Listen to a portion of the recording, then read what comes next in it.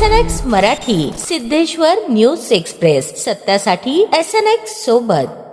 शहरातील जुनी mill compound परिसरात सोमवारी सायंकाळी झालेल्या भीषण स्फोटात एका कामगाराचा पाय गंभीर जखमी झाल्याची धक्कादायक घटना घडली.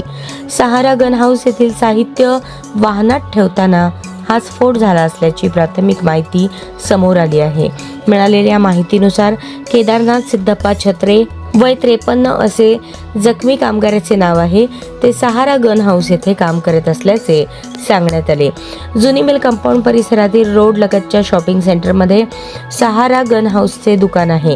तेथून MH45 N3813 क्रमांकाच्या वाहनातून काही साहित्य वाहतूक करण्यात येत होते.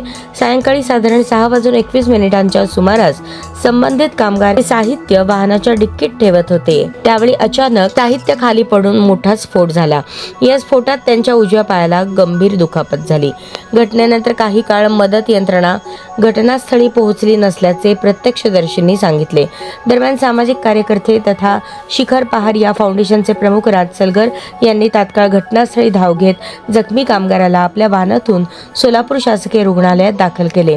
वेळेत उपचार मिळाल्याने जखमीची प्रकृती गंभीर असली तरी स्थिर असल्याची माहिती मिळाली आहे. प्राथमिक माहितीनुसार संबंधित साहित्यामध्ये गंधक असल्याची शक्यता व्यक्त करण्यात येत आहे. गंधक हा ज्वलनशील पदार्थ मानला जातो, त्यामुळे अशा प्रकारच्या साहित्याची वाहतूक आणि साठवणूक नियमानुसार करण्यात आली होती का, याबाबत प्रश्न उपस्थित होत आहेत. दरम्यान या घटनेची अधिक चौकशी सुरू असून संबंधित यंत्रणांकडून तपास केला जात आहे.